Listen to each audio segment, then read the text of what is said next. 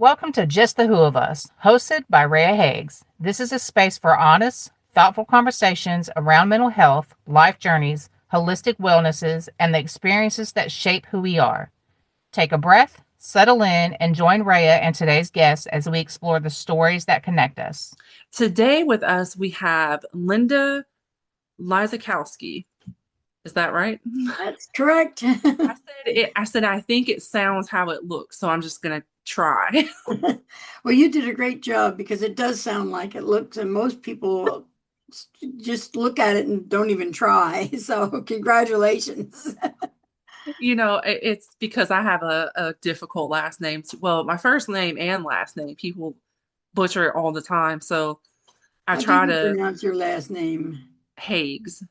Just Eggs. Eggs. Hagues. What I Uh-huh. thought. That's what I thought it looked like, but I've heard haggis, haggis. Yeah, I'm like, oh, I get it. I get it. It's much it is though. It's much simpler. We yeah, overthink it. that's right.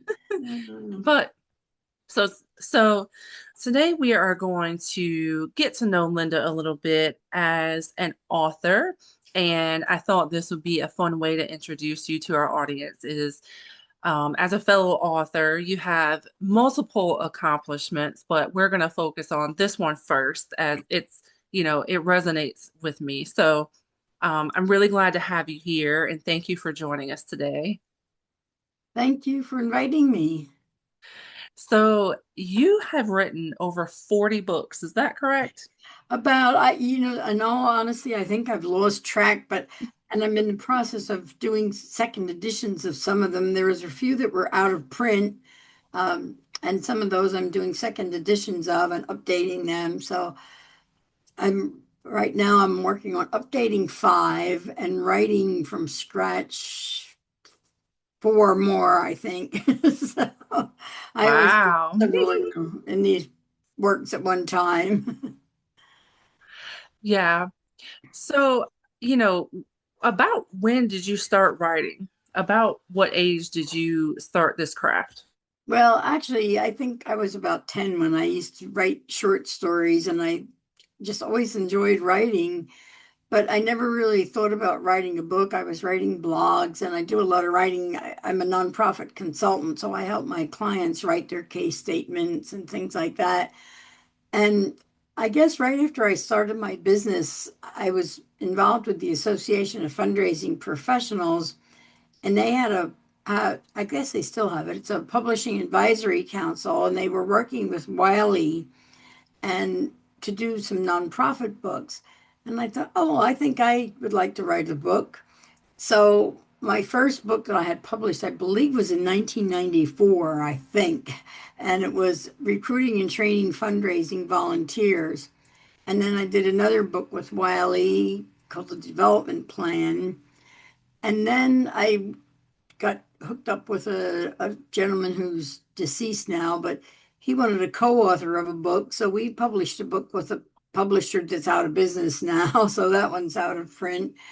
Um, and then I got involved with Charity Channel, and Steve Nill, the owner of for the former Charity Channel, he's out of that now, but then he went into publishing and he said, well, I know you've published a couple books. So he said, would you like to do one for me? And that started a barrage of books that I did with Charity Channel Press.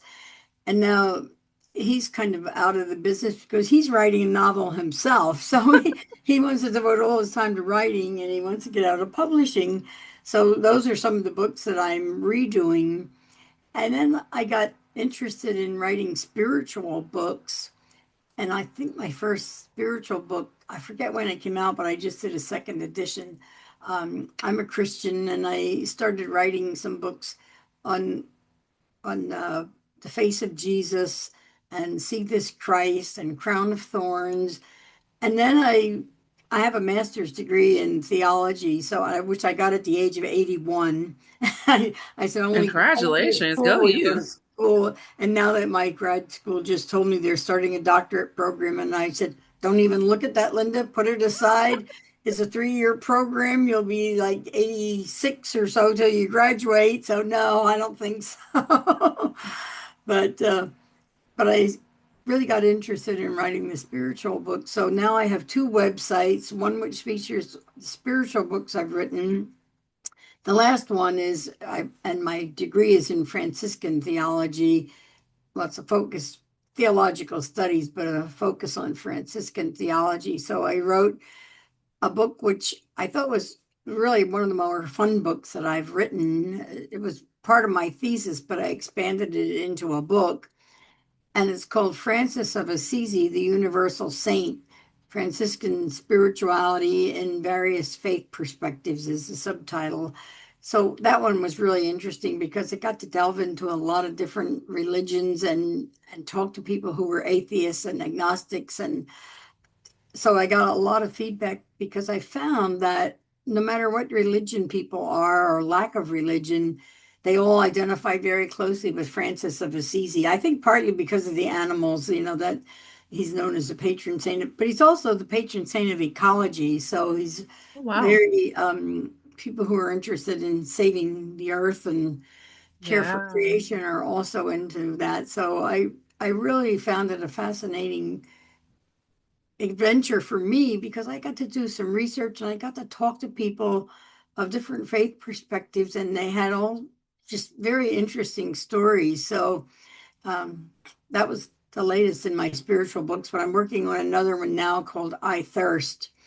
And so that's one of the books I'm working on from scratch, besides doing second editions of about 10 of my books. I'm working on I Thirst, and I'm working on another edition of my nonprofit book on raising more money from your business community. I'm working with two other women to author that. And then I co-authored a fundraising book a number of years ago with a good friend in Florida. I live in Kansas City now, but we got to talking, and I had her as a guest on my podcast, and she talked about the mud pie factory. She said everything she knows about processes and management she learned when she was a child making mud pies. Oh, And wow. she was she's so well organized. She said she had the mud pie factory set up, like the raw ingredients went here, and the she had her mother's sieve to process it, and then you could assemble the cakes and bake them and decorate. That's so funny. And she said that helped her in her career in fundraising because she believes in very much in process. And I said, well, there's a book. We got to write that book, Ellen. So we're writing a book called The Mud Pie Factory. And the subtitle is What Two Old Broads Learned About Fundraising, because she's not quite as old as I am, but close. That's hilarious. And she came up with that title as a joke, and I said, I love it. Let's go with it. Right. That's So hilarious. that's what I've been working on and continue to work. And I just love writing. It energizes me a lot. Yeah. I want to point out too, it's always such a completely lost my word. Uh to have oh my gosh. I completely lost the word. It's such when someone I guess an accomplishment, that's not the word I'm looking for. When someone comes to you for something. So, it's such I guess, a feeling of accomplishment when someone comes to you and asks you, hey, would you like to do this with me? Or would you like to be a part of this journey or this process with me? It's very complimentary, It to is have someone invite you to be on their journey. right. And Um, I also, part of that leads into, I developed a second career then after writing so many books. I started editing books, and I really find that also rewarding because sometimes people have a story in them, but they're just not accomplished writers, and so they need to have Absolutely. a little guidance on that. So I do editing for people too, and sometimes it's a challenge, sometimes it's very easy, but and sometimes it's always rewarding. But I have one author who challenges me because he tends to use way too many descriptive adjectives to describe everything. I have to tone it down a little bit. I said, you're using words that nobody's going to know Right. and going to understand. And if you want people to read this book, you have to put it in language that people are going to adapt to and be willing to read. So but it's fun doing that too, though. I enjoy the editing part. Yeah, I recently added writing coaching to my Oh, services, oh. and it kind of came to me through I have a friend who she brought me the idea of writing a book on her own. And she was like, I've really been thinking about writing this book on this topic because I've done my research. And while there's kind of books broadly on the topic, there's not one that I feel like is, my specific situation on this matter. I feel like Mm. people could relate to, and there's not a lot of research or, you know, literature out there on it. And so she asked me if I would be willing to help her with the process. And I was like, well, I've self-published books. I've also worked on second editions of books because sometimes you put the work out there and then time passes too, and you're like, oh, I've developed a lot more as a writer, and I think that I could polish this up a little bit more. It's So amazing when you go back and look at something you wrote, like, did I really write that? That was dumb. That's not what I wanted to say. yes, my mom brain workbooks. Um, I looked at those, I don't know, maybe 2, 3 years after I wrote them, and I was like, some of this stuff could be worded a lot better. Like make it look like I wrote this while I was in college. I know what you mean. And sometimes, and we're talking about writing coaching. I guess in a way, I've been a writing coach for a couple people too, because I had one friend who we weren't good friends, but I knew him in Pennsylvania. I knew his mother. He's way younger than I am. His mother passed away, but she would have been probably in my age category. And he posted on Facebook that he was looking for a co-author about on this book. And I said, well, that sounds intriguing. I might be interested. So we started out as we were going to co-author this book. And as we moved through it, I said, Justin, this is really your book. He had like a third of it written before he brought me in. And I wrote some of it, but I said, I don't really feel like I should be the co-author because I'm not really a co-author. So we had a talk and we talked with the publisher and we decided, well, that we would have it strictly be under his name. And then he listed me as his writing coach and editor. So, and then I have another friend who I had talked to him about writing a book probably 6 years ago, and he said, "Oh, someday if I have time." And he's a priest, so he always gave great homilies. And I said, "Oh, you give such good homilies," and I knew he had them all written down. So I lived in Las Vegas at the time, and when I was leaving Las Vegas, I had lunch with him, and he said, "I have an unusual going away gift for you." And I'm looking around, and I thought, I don't see any gift. I guess it's a prayer or something.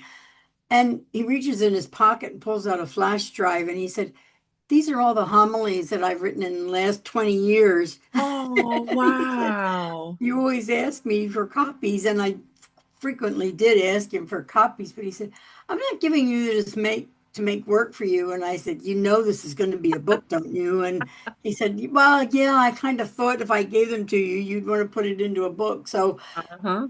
and he wanted me to be listed as co-author. And I said, no, I'm not the author. This is your writing. All I did was help you assemble it. So Yeah. it's published under his name and then it says with Linda Lysakowski. So but I'm always talking to everybody I know practically that you should write a book. You should write a book. Yes. Anytime anyone mentions it to me, I'm like, yes, do it.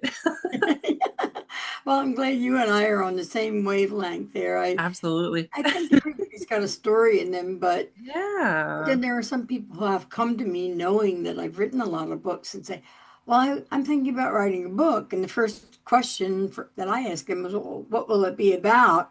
I was like, "Oh, well, it's my life story." And I thought, you know, in most cases, unless you're somebody famous like Winston Churchill or Abraham Lincoln, nobody cares about your life story. And people have said that to me, why don't you write a book about your life story? And I said, well, the one aspect of it I maybe should write someday is all the travel, crazy travel experiences I've had. I said, that might be a good comedy book. It's like the movie Trains, Planes, and Automobiles. I felt like that was my life. But I said, nobody cares about what my life story is. I just don't envision ever doing that. So, Yeah, it's, I wrote an autobiography a while oh, back, and part of it really was kind of for me to work through certain things. And it started out, it didn't start out as an autobiography. It started out as just an outlet for me, really. And I kind of felt that way. I wasn't going to publish it. That wasn't my plan, but a publisher actually wanted it. oh, I was actually having a conversation with a publisher about a different book, and I just briefly, they were like, "Well, have you been working on anything else?" And I mentioned the autobiography, and I sent her the first page, and she read the first page with me on the phone. She said, "I want this." really? Oh, Yes, and I was oh, like, cool. "Really?" Now, I'm not going to say I've sold hundreds of thousands of copies, but because, like you said, like people don't know who I am enough to know. And the people that do know, like I've had people that know me and extensions of people that know me that have bought the book, Yeah. but it's not, like Amazon #1 bestseller or anything crazy like that because I'm not like, plus I don't market it a ton. Mm, But I tell people when they kind of have that feeling about writing about something, well, no one's really going to see it. To me, the most of writing is about the process, and it's about, mm, getting it out there. The feeling of accomplishment you have when you complete this project, even if a ton of people don't see it. First of all, it's a process that you went through, and second of all, it's out there, yeah, and then you do with it kind of as you wish. Um, right. I think that's um, yeah, very true. I told both the people that I served as kind of a writing coach, I said, you know what? The easiest part of the book is writing it. I said, the hard part is getting it published and marketing it. That's when the work yes, really starts. And I think a lot of yeah, people think, oh, good, I'm done with this book. Well, no, you're just beginning. yeah, yeah, absolutely. I want to touch on briefly feedback. So if you've had any, and you may not have had any because you're just that phenomenal, but if you ever experience negative feedback as a writer, how do you handle that? Yeah, actually, I was trying to think of an instance. The only negative feedback I had was as a result of a really dumb error. I self-published this one book, and as soon as they sent my author copy, I knew there were mistakes in it, so I corrected those mistakes. But they apparently never published the corrected version, so I was handing out books that had mistakes in. Oh no. And I gave one to a friend, and she was an English teacher, a former English teacher, and she said, I love this book, but you do know there's a lot of mistakes in here. And I said, oh no, please. So that was one of the ones that got me started on republishing second editions. And Yeah. oftentimes when you self-publish, and even when you have a publisher that does the editing, they miss some things too. So because I know I've picked up books and read it, books published by well-known publishers that I still see some errors in. But so, what I did with that one, I said, oh, well, I'm going to change this right away. So I came out with a second edition. And when I gave it to her, she said, oh, this is really great. And then of course, I recognized her because without her, I would have been handing this, and I did hand that book out to many people, I think, and probably people bought it and found mistakes. But so I recognize her as being my editor and friend to help me get it republished. And but otherwise, I haven't had that much negative feedback. But I think the positive feedback really helps you. I mean, to me, one of the reasons that I wanted to write, and maybe this, I think you might share this experience, is that I wanted to leave a legacy, first of all, for my profession of fundraising, because that's my first several books were about. And then I thought, well, and then when I started writing the spiritual books, I thought, well, I'm leaving a legacy for anybody that wants to read this. And the biggest thrill for me is when I get feedback, especially on my fundraising books. I've had a lot of people when I go and speak at a conference, they'll say, "Oh, I have your book, The Development Plan, and it's like my Bible. I have it written and underlined and dog-eared." And that makes me feel really like, oh, great, somebody's actually using this and benefiting from it. And Yeah. I think the positive feedback just energizes you and you want to go out and write 10 more books. Unfortunately, I usually do go out and write the 10 more books. But the negative feedback, I think you have to take if you're going to write another book or if you're going to publish a second edition, you take that negative feedback and you turn it around and do something with it, because I don't think most people give you negative feedback like that was a lousy book, that was terrible. Right. It's just, oh, you should have approached it from this angle, or you should have added Yeah. this character or something like that. So, um, Yeah. Yeah, and it's funny when you got the book back and there were errors in it, was that your first time using a publisher? it it was one of the first books I self-published. Yes. So the one book that I have used an outside publisher, the one independent, I've been in a collaborative work and I went through a publishing company for that. But Yeah. my autobiography, I went through a publisher and you know, did the process, paid them X amount of dollars to do all the things. I get the physical copy. And mind you, I had gone through my manuscript with a fine-tooth comb. You Mm. know, they'll say, "Oh, you can just hit accept all on the editing," and I did not. I spent like 5 or 6 hours combing through and keeping and accepting different edits, keeping certain things the way I wrote them, and then, fine tooth comb. And I get the book and there's all kind of errors in it. And I was like, oh my gosh. At this point, they were shipped from London. So imagine the shipping I Mm. paid. It was like $250 for shipping. Oh, wow. Yeah. So I ordered, I think it was like 50 copies. So I have 50 Mm. copies with all kinds of errors. Oh, no.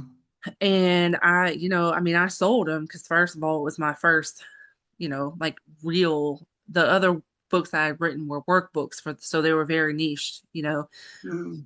And so this was my first like big book. And so, I sold them, but actually I didn't realize till after I sold them. I think, uh, yeah, somebody who bought it from me, she actually gave me the feedback. She was like, there's all kinds of, yeah, because I wouldn't have sold them. I was like, wait, why did I sell them? Even no, that wasn't how it happened. Someone pointed out to me, and I'd already sold a bunch, and I was like, oh my gosh, you got to be kidding me. Well, So, it's kind of good to hear this from you, because I thought perhaps I was the only person that did this, handed out no, books to people and then found out that there were errors in them. And I went, oh, no. not at all, not at all. And I think that's one word of caution when you do work with Yeah. editors and publishers. They don't always catch anything. The one book that I helped somebody else write um, did kind of the same thing. We told them to make changes and they didn't make them all, and it was really kind of frustrating. Can I take a little break? My cat wants to get out of my room and I have Oh the door yeah. closed. I'll be right back. Okay. Okay, girl. I didn't know you were in here.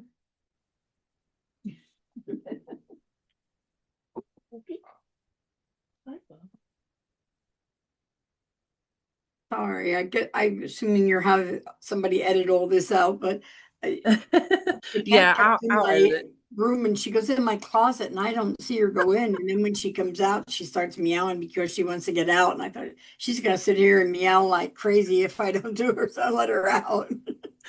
Yeah, we have a cat and we try not to let him in the rooms because he'll go and like run under something and he'll Mm. be in there for like the whole day and then all of a sudden he's Oh, trying to like going crazy trying to get out and we're like, when did you even get in there? that's what ours is too. Yeah. Oh gosh. So yeah, yeah, no worries at all. I'll edit. Okay. Um, is there a genre of book that you have not written that you would like to write in? I was thinking about that and I thought I don't think there really is. I think I'm good at writing the genre of, the nonprofit books, nonfiction. And I enjoy writing the Christian books because I think I get a lot out of writing them myself, but also people, one of my books were The Face of Jesus. I wrote from the perspective of different, I don't even want to say people because one is an angel and one is the devil, but different entities that met Jesus face to face. And um, so a group that I belong to, a women's group, is going to use the parts of that book that focus on women that met Jesus, like the woman at the well, and use that as a basis for a retreat. So I really enjoy that genre because I get a lot out of it. And I've written one novel, but it was kind of a spiritual novel, so it wasn't too different from what I've been writing. And then I wrote one travel book. I used to live near Las Vegas, and I found that a lot of people came to Las Vegas and they said, I have to come out here for business. I'm going to a conference or something, and I don't like gambling. What is there anything else to do in Las Vegas? And I said, oh, yeah, there's plenty to do. So I wrote a book called Beyond Las Vegas Road Trips from A to Z.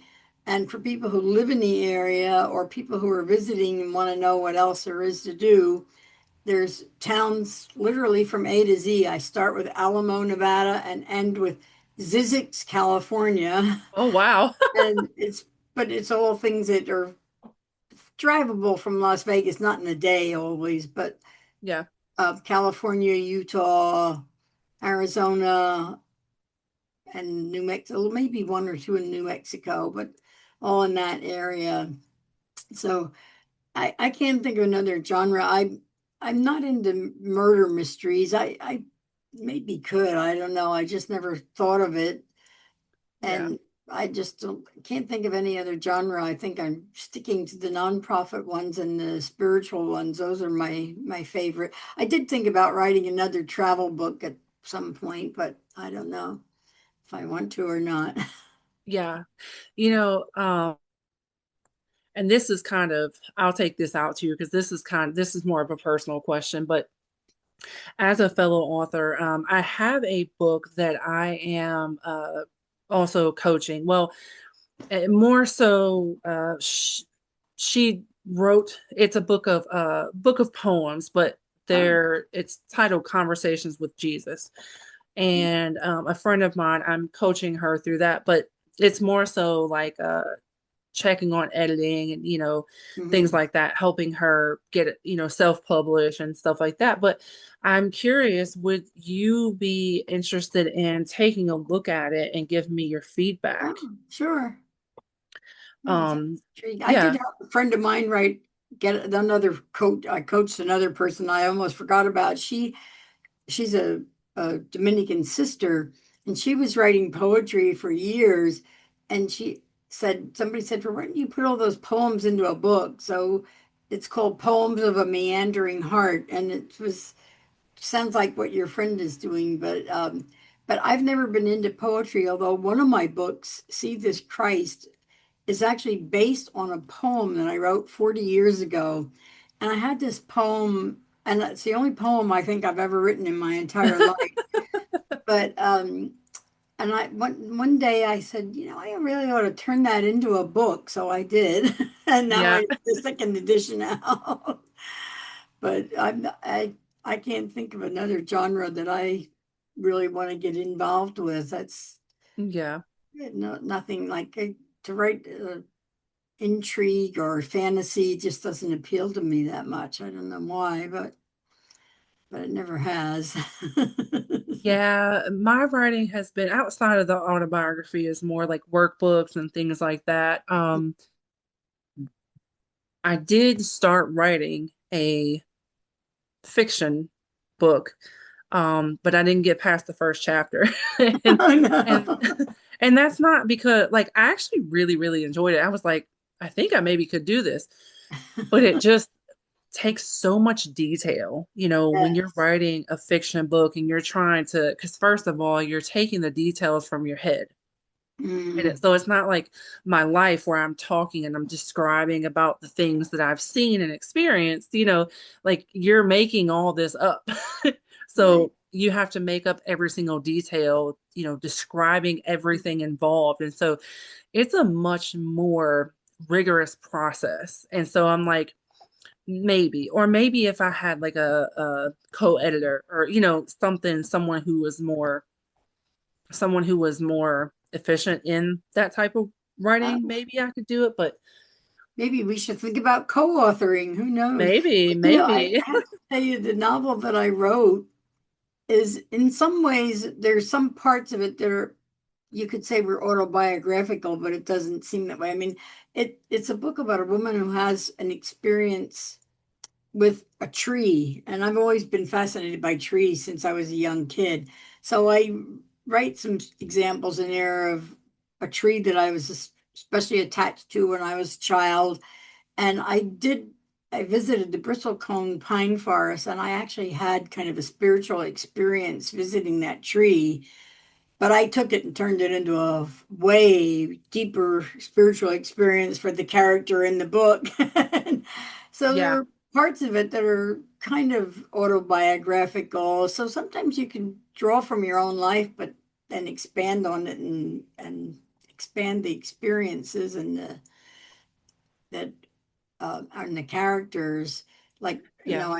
I have a character in there that was based on kind of a real person, but I made them totally different than they were in real life. Yeah, this I started the chapter uh and the it starts at a wedding. Mm. And I started it describing the gown my mom was wearing when she got married. Oh, so you did the same thing. You drew from your personal experience. Yeah, Ooh, yeah. yeah, I think yeah, there's a and little bit of every author in every book they write, yeah, whether it's fiction or not. yeah, definitely, yeah, yeah, and I don't know, it's just though I'm diagnosed ADHD, and I'm very like, if you know me, you can kind of tell, but so to sit down and write so much detail at once, Mhm. can be kind of draining to where, okay, I need a little break before I can do that again. Um, But you'll have to share that book with me. yeah, I'll send you what I have so far. Chapter. Yeah, I looked at it and I was like, this looks like it looks great. And the characters are loosely based around my parents. Ah, But one of them is becomes a kind of serial killer. oh no. Oh, no. And so yeah. So it's like I've never written about anything like that, So it's like super, but I'm a big fan of like horror movies and all that kind of stuff. Oh, So, yeah. but then it's my first, and I was telling someone the idea for the book, and they were kind of like, well, it sounds kind of not all over the place, but it sounds kind of like it goes kind of back and forth. And I'm Mhm. like, well, probably so because I've never done this before, you know. But I mean, it doesn't. It doesn't have to be. I don't know. I think that's just what I came up with in the moment. I don't know why. I think because it was so far away from what I'm used to writing, you know? Right.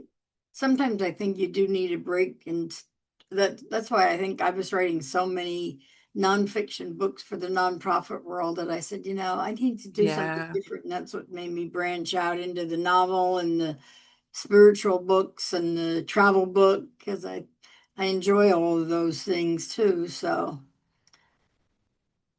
Yeah. Yeah, definitely. Um, my next question is, if you've experienced writer's block, how do you combat it? you know, I I don't usually experience writer's block, so to speak. I usually once I get started, it's hard to stop, but sometimes and I guess this is one of the advantages of working on several books at one time. Like the book that I'm writing, I Thirst. I outlined it first, and there's like four parts to it. So I'll get really gung ho over one part, and then when I finish that part, it's like, oh, I need to just take a break before I'm ready to start part two. So then I'll go back and work on one of my nonfiction books in the meantime. Oh, that's interesting. That's an Yeah. interesting way to do it. Yeah. So if you're working on two books, then you take a break from one until you get inspired to, and then suddenly I'll say, no, I'm inspired now. I feel like I have to go back to that book. But and I know there's different authors have different approaches. Like one author, I used to belong to a group, and one of the authors said she decided that she's going to write a page a day, and at the end of the year, she'd have 365-page book. And I thought, well, I can't. First of all, I can't discipline myself because to me, it's something you have to be in the mood to do. Yeah. Once Yeah. I sit down and start it, sometimes I'll write practically a whole book. Yeah, not Right. one sitting, Yeah. but I just focus on that book, and it gets a lot of high priority time.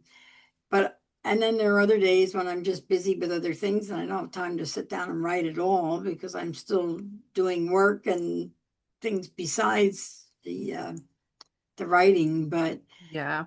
so I think it depends on your personality, and I don't think you should try to fight your personality. If you're a person who's disciplined and can say, okay, I'm going to spend 3 hours a day writing or whatever it is, but I can't do that. That's not my personality type. I have to write when I'm inspired to write. Yeah. Yeah. I can relate to that for sure. And usually it goes pretty fast. I know my one publisher said, man, I don't know how anybody can turn out books like you do. And I just sent a friend of mine a book who lives in Las Vegas. And when he emailed back, he said, how many books a year do you publish? I said, I mean, at 40 plus books, I kind of have the same question. but people think that's all I do. And I said, no, I have a life besides this. I have to do some other things, but most of the other things that I enjoy doing are creative things also. Not, I can't do crafts. I have no talent with art or anything like that or music. It's just not me. Either. But one of the things that I did was, and I don't know if you're a spiritual person at all, but there's a organization called the Siena Institute, I think, or the Catherine of Siena Institute. And what they do is they give you a test and there's a lot of background with this, but they tell you that identify different charisms that you have, and everybody has different charisms. And writing is one of the charisms. And it doesn't mean that you're a good writer, but it means that you love to write and it energizes you and it makes you feel like you've accomplished something. And that on that quiz, I got as high as you can get on writing and knowledge and pastoral work. so, so I thought, well, I can use my writing in other ways. Like, somebody will say, "Oh, can you help me write something?" And sure, I can do that for you. Right. so, Yeah. So Yeah. I think if you have the gift of or the charism of writing, you want to just use it as much as you can. Yeah, some of my kids are very artistic. They're great at drawing, you Mm. know, but I can't draw for crap. Me and my Me husband both, either. it's like neither one of us want to be on our team playing charades because we not going to happen. You're not going to know what we're trying to draw. Um, No, that's for sure. but I'm good at writing You don't though. want me doing that. And I think I'm the same way with when it comes to music. I love music and I actually love to sing, but I have a terrible singing voice and I Same. have no gift to play any instruments. But I love listening to music and I really Yeah. get a lot out of music, but I don't have the talent to do it, so I don't try. I sing great when the music is loud. So that's all that matters, right? Well, my theory in church is if I sing loud, I'm such a lousy singer that everybody around me will sing louder than me, and then the whole church will be singing really nice and loud. So that's my theory. Oh gosh, that's funny. One thing that I really valued about our initial conversation is that we have differences in our spiritual walks. I have been, kind of heavily into Christianity before, and I've been just kind of like, well, I believe in God, and that's just kind of it at the moment, and I don't currently consider myself a Christian, but I go to church from time to time. There's a place here locally to me, and I'm super, super picky about where myself and my children go to church because we've had experiences, where certain things are taught to children that just are wildly inappropriate for children. And, um, or, situations where points of views are being taught to children that are very judgmental and that's not what we want to do. So I'm super, super picky, but Right. I do go to a church here local to me and I love it there. I used to go to Elevation a lot. I absolutely loved Elevation. And I know that's kind of people have different opinions of Elevation because it's so big. It is a mega church, and a lot of times mega churches kind of get this criticism, because it's like, oh, you're after the money and blah, blah, blah. But I went to a couple different locations, and let me tell you, the people that I met that were, that worked for this organization were not people who were after the money, you Mm, know. good. Um, Mm, and I can't say that about everybody, but the church that I go to here is kind of big and it's growing a lot. And so, you know, but I'm just super picky and my kind of views are there's a lot of things about the religion that aren't practiced the way they should be. They're not practiced with authenticity. They're not right. practiced without judgment. There's a lot of and Mm, obviously again, that's not against everyone because you know, it's kind of I'm not anti-Christianity.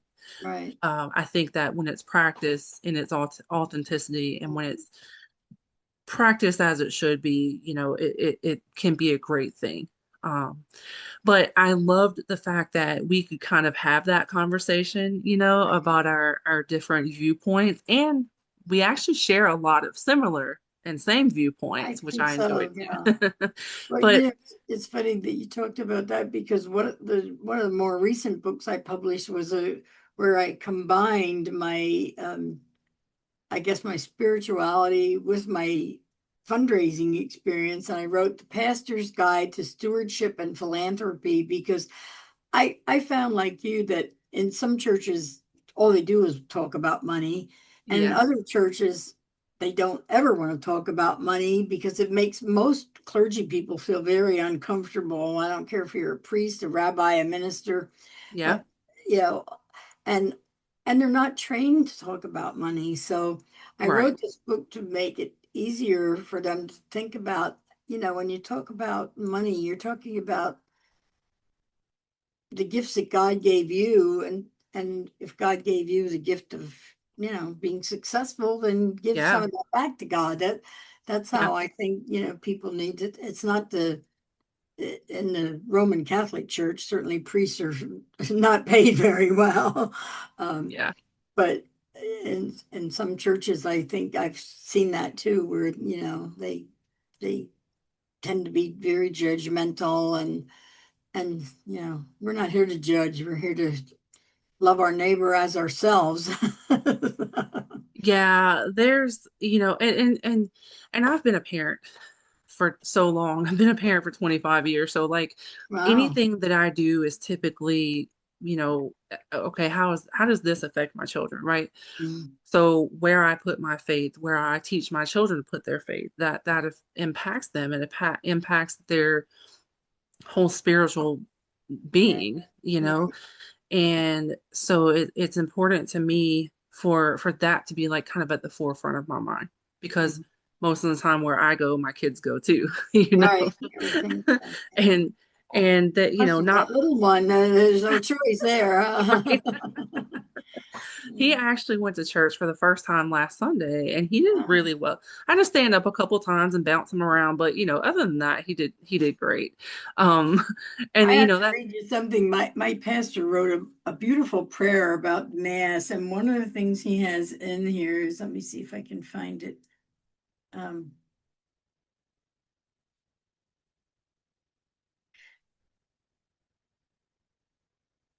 oh, may newborn infants fill our churches with heavenly music.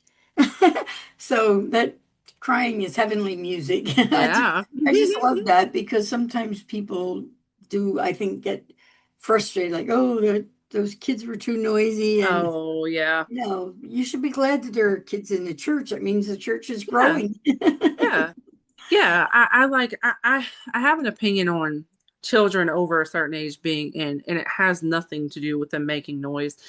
But I I've been to churches where I went to one church in particular only once because they had the adults and the children in the same like in the same place, Mhm. so in the same service. And they were just talking about, they were talking about adult topics, and it just didn't settle right with me Right. because children should be taught things on a child's level, and I Mhm. don't think that discussing certain adult situations is appropriate for children. That's in Mhm. church, in the car, in music, Right. whatever the case may be. I'm still particular about what kind of songs are played around kids of certain ages Mhm. in my car and stuff, so it's like Right.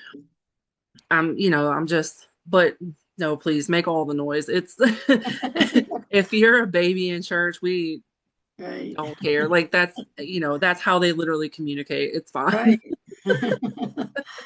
Um, Um, my last question for you is, what is your biggest hope that readers gain from reading your books? Well, I guess I'd have to probably answer that with two sides since there's primarily I focus on the nonprofit sector and the spiritual sector. So in the nonprofit sector, my hope is that people will learn that fundraising is not a dirty word. It's not the other Hmm. F word or something. That all nonprofits, almost all nonprofits, need to raise money to be able to do the programs that they do. And so I think I would like to see the nonprofit sector be recognized for the good that they do and that people would want to contribute to that good either by volunteering or by donating or by somehow getting involved in a nonprofit. Yeah.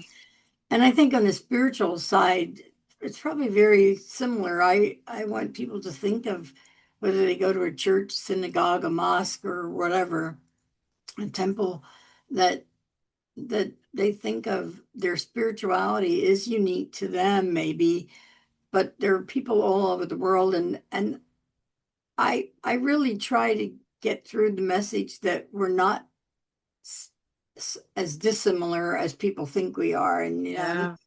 and unfortunately, when you see, wars being fought over religion, it's probably not really over religion, it's over money, it's over greed. And Right. so, and Absolutely. every religion that I have studied when I was writing some of these books, all have good things to say about philanthropy. I mean, Islam, Judaism, they all believe that we should give back in some way. Yeah. So I think in religion, and what I would hope is in my spiritual books, that we're very, very similar. I mean, when I wrote the book on Francis of Assisi, I had people like, I have a friend who's a Wiccan priest, and he identified with St. Francis very closely. And, Yeah. I said, people make judgments about other people's religions without really knowing what they're all about. So Yeah. I think that's what my hope would be there, is that it brings people together somehow. Absolutely. And I'm glad you brought up that last part because that is actually going to be our next conversation. Oh, okay. So the next time my audience sees you, we'll be talking about spirituality. Oh, cool. Well, And that'd be fun. Yeah. yeah. Is there anything else that you would like to say or ask or discuss before we wrap up?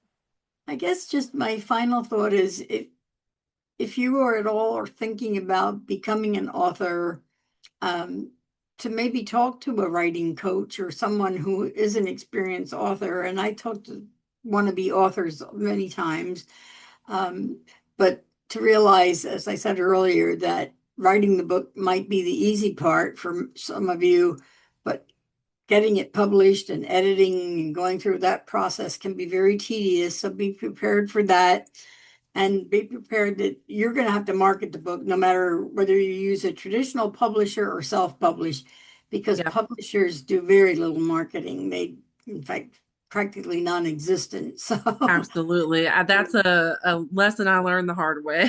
and some of them will say to you, do you have they want to see your marketing plan before they'll even consider publishing it, because they want to sell books too. And so I think that's my biggest advice for an author. And like I said, talk to other authors and maybe get a writing coach if you need one. Get an editor. And like I said, I do editing, and I know you do writing coaching, and probably, I don't know if you do editing, um, Yeah, but get somebody that's been through this and that can help you with it. And I think I think everybody has the potential to be a writer, but some people aren't interested. But maybe you like poetry. Well, if you've written a bunch of poetry, then think about putting it into a book. okay. So I think that's my biggest advice to people. And of course, all my books are on Amazon, so you can find me there on Amazon. If you can spell my last name, you have it made. That was my next question. Where can we find you? If we want to find you on social media or if you have a website, if you could tell us where that's at. Yeah, I have actually two websites. One is learnwithlinda.online, and that's where I have all my nonprofit books. And I also have 18 online courses for nonprofits. So those you can find at learnwithlinda.online. And then I have spiritualwritingswithlinda.com, and that's where I have my spiritual books. And I also blog on both of these websites. So I have blogs, I have podcasts. I do podcasts with, and we should probably reciprocate. And I want to have you as a podcast guest for me too. Absolutely. And I have spiritual people on the podcast. I've had my friend who's a Wiccan priest was a guest, and another friend who's Unitarian Universalist, and I've had a Catholic priest, my friend who wrote the book. I had him come on and talk about his book. So I have all sorts of blogs and podcasts that you can find on that website as well. So I would invite you, depending on what your interest is, to look at either one or both of my websites and see what you can find there. Sounds perfect. Well, All I right. can see we have an ongoing relationship here. I think, I want to have you on my podcast, and you let me know what you want to talk about. If you want to talk about writing, or if you want to talk about being a mom, or if you want to talk about spirituality, whatever. Well, and I'm looking forward to being on your podcast again. Absolutely. Yeah. I'm really glad that we were able to develop such a solid friendship so quickly. And I'm glad that, that we have these collaborative things in the work, because I feel like, your conversation will be very beneficial to my audience. And I am trying to put myself out there and be on other people's podcasts a little bit more. And so I've been super picky, and I'm really, really excited for yours to be one of those that I go on to. Fantastic. That would be great. Yeah, definitely. All right. Well, thank you so much for being here today. Yeah, And thank we'll see you you. next time. Okay, bye. Bye. Thank you for spending this time with us on Just the Who of Us. We hope today's conversation offered reflection, comfort, or a moment of clarity. If this episode resonated with you, feel free to share it with someone who may need it. Until next time, take care of yourself and remember, you're not alone in the journey.